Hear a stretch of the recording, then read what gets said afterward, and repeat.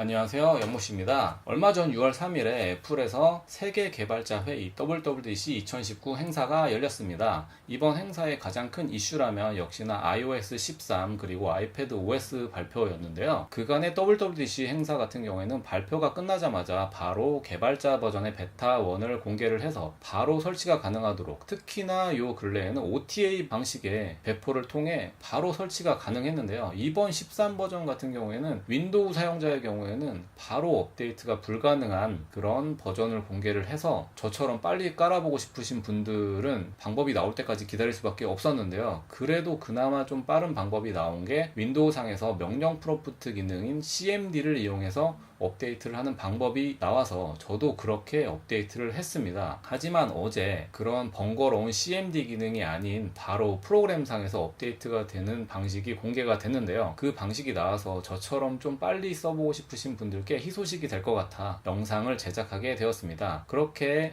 쉽게 iOS 13 베타 1을 올리는 방법과 더불어 iOS 13 전 버전에 비해 어떤 점이 좋아졌는지 그런 부분에 대해서도 간략하게나마 짚어보도록 하겠습니다. 그 전에 앞서서 말씀드릴 내용은 이 베타 버전, 특히나 개발자 베타 버전 1 같은 경우에는 어디까지나 개발자 분들을 위한 버전이기 때문에 치명적인 버그가 있을 수도 있고, 올리는 도중에 폰이 잘못돼서 벽돌이 되는 경우도 심심치 않게 있을 수 있습니다. 그런 경우, 심할 경우에는 AS를 받지 못하실 수도 있으며 여러 가지로 곤란하실 수 있는데, 그런 점을 감수하시더라도 나는 빨리 iOS 13을 써보고 싶으시다 하시는 분들은 이 영상을 쭉 보시면서 따라 하시면 쉽게 업데이트를 하실 수 있을 것 같고요. 어찌됐든 iOS 13 베타 1 버전을 올리시는 것에 대한 모든 책임은 본인에게 있다는 점을 명심해 주시기 바랍니다. 또한 베타 버전을 올리시기 전에 백업은 필수니 꼭 백업을 해주시길 바라겠습니다. 자, 그럼 이런 점들을 감수하실 마음이 준비되셨다면 지금부터 영상을 보시면서 따라하시면 iOS 13 베타 버전 1을 설치하실 수 있습니다. 방법은 아주 간단합니다. 그 전에 먼저 페이스 아이디와 관련된 버그들이 있다는 보고가 있으니 업데이트 전 설정에 들어가셔서 암호 잠금을 해제하신 후 업데이트 하시고, 업데이트가 끝나고 나서 다시 재설정해서 사용하시는 것을 권장해 드립니다. 이렇게 잠깐 암호 잠금을 해제하셔도 업데이트 후에 다시 켜시면 입력되어 있던 페이스 아이디는 그대로 남아있으니 다시 얼굴 설정을 하실 필요는 없습니다. 자, 그럼 시작해 볼까요? 먼저 www.3u.com이라는 사이트에 들어가셔서 3uTools라는 애플 디바이스 파일 관리 툴을 다운받아 주세요. 실행 후 베타 버전을 올리고 싶은 아이폰이나 아이패드 등을 연결해 주시고, 상단의 메뉴 중 플래시 앤 JB 항목을 클릭하셔서 13 베타 항목을 선택 후 다운로드를 클릭해서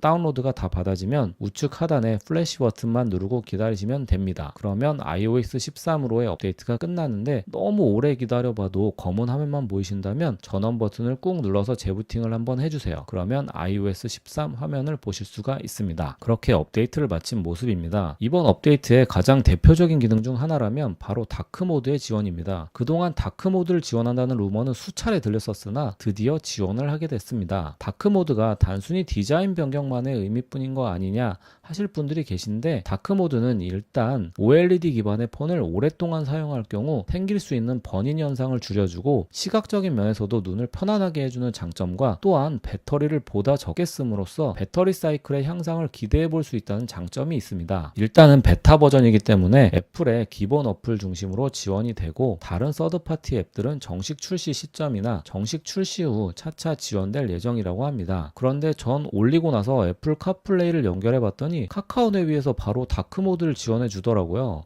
카카오 내비 정말 빠르네요. 카카오 내비는 특히나 애플 카플레이에서 더 예쁘게 변한 것 같아 만족스러웠습니다. iOS 13으로 넘어와서 다크모드 지원이 가장 큰 변화였는데, 이 다크모드로만 계속 사용하는 게 좀 그러신 분들은 시간을 설정해서 차량의 내비게이션처럼 낮에는 예전과 같은 모드로 쓰다가 밤에는 다크모드로 사용한다든지 하는 등의 시간 세팅이 가능합니다. 그 다음 또 눈에 띄는 큰 변화로는 바로 사진 앱인데요. 애플 기본 앱의 사진 보정 툴도 제법 괜찮은 편이었으나 아무래도 서드파티 앱들에 비하면 좀 부족했던 게 사실이죠. 하지만 이젠 서드파티 앱들을 쓰지 않아도 될 정도로 기본 앱에 많은 보정 기능이 들어갔습니다. 전 구글의 스냅시드라는 앱을 주로 썼었는데, 이젠 기본 사진 앱에서 보정으로 들어가면 보시는 것처럼 이렇게 다양한 보정 기능이 제공됩니다. 좋죠. 그 다음으로는 아이폰으로 주로 사진을 찍으시는 분들께 많이 아쉬웠던 기능 중에 하나가 원하는 사진을 찾기가 좀 힘들었다는 점이었습니다. 물론 검색이 있기는 하나 뭔가 구글 포토에 비하면 검색되는 결과도 그렇고 많이 아쉬웠던 게 사실인데, 이젠 애플도 사진 앱에 머신러닝 기능을 활용해서 각종 분류들이 현저히 좋아졌고 원하는 사진을 찾기도 쉬워졌으며, 보정을 하다 보면 보정됐을 때 사본이 남겨지는 경우 같은 사진을 용량만 차지하게 놔두고 까먹는 경우가 있었는데, 그런 것 역시 자동으로 찾아내서 삭제해주는 기능을 제공한다고 합니다. 진짜 많이 똑똑해졌네요. 그런데 여기서 끝이 아닙니다. 더 놀라운 점은 이런 보정 기능을 동영상에서도 제공한다는 사실입니다. 예전에 자칫 잘못해서 영상이 세로로 찍힌 경우 영상 하나 돌리자고 편집 앱 실행시켜서 렌더 걸어주고 번거로웠던 걸 이젠 기본 사진 앱에서도 사진 돌리듯 착 돌려줄 수가 있습니다. 너무 좋죠. 전 이게 제일 마음에 들더라고요. 그 다음으로는 전체적으로 앱 실행 속도가 향상이 됐습니다.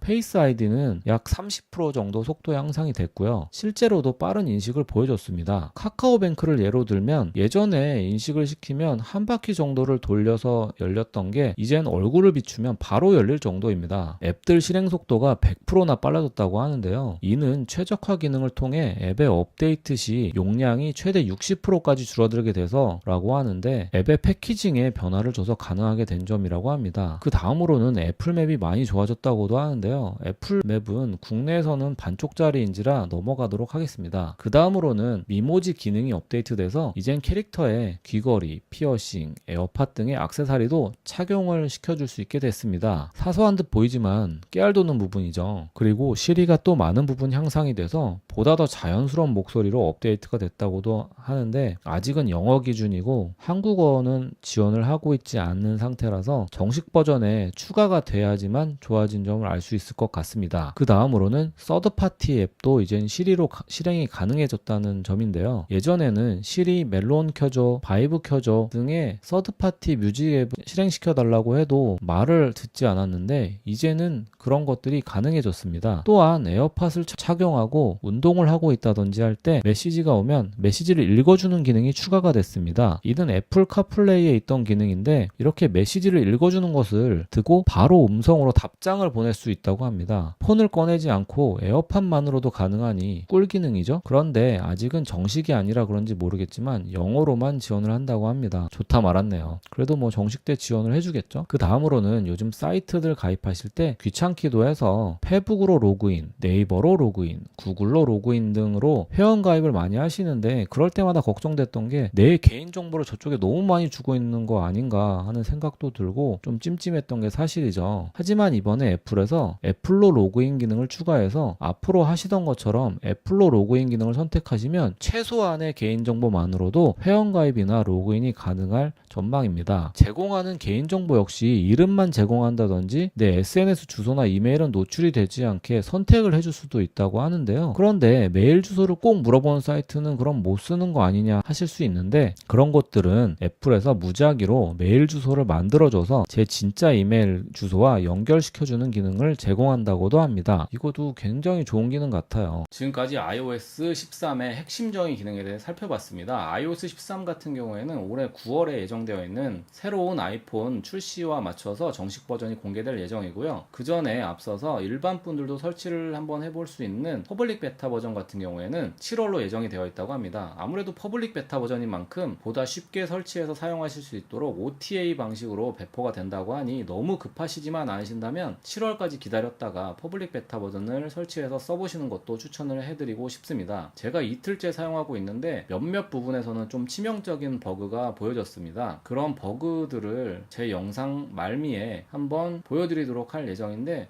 그 영상까지 참고를 해보시고 이런 정도의 버그는 뭐 참을만 하다, 괜찮다 싶으신 분들은 좀 더 일찍 개발자 버전을 써보시는 것도 괜찮으실 것 같습니다. 다음 영상에서는 이번 발표의 핵심 중 하나였던 아이패드 OS에 대해서 다뤄볼 예정인데요. 지금까지는 iOS를 폰과 패드에 모두 그냥 설치해서 쓰는 방식이었다면, 이번 WWDC를 기점으로 아이패드만의 OS가 새롭게 생겨났습니다. 아이패드 OS 같은 경우에 발표 영상을 보니 맥북과의 갭을 조금이나마 줄이려고 노력을 했던 것 같은데, 여러 가지 기능들이 추가됐더라고요. 그래서 iOS와 같이 다루는 건 좀 어려움이 있겠다 싶어서 따로 영상을 제작해 보려고 하는데요. 저도 아직 설치를 안 해본 상황이라 다음 영상에서는 제가 직접 설치를 해보고 기존의 아이패드의 iOS와는 또 어떤 점이 달라졌는지 그런 점들에 대해서도 한번 살펴볼 수 있는 영상을 만들어서 올려보도록 하겠습니다. 이상 연모씨였습니다. 오늘 영상도 도움이 되셨다면 좋아요와 구독, 알람 설정까지 부탁드리겠습니다.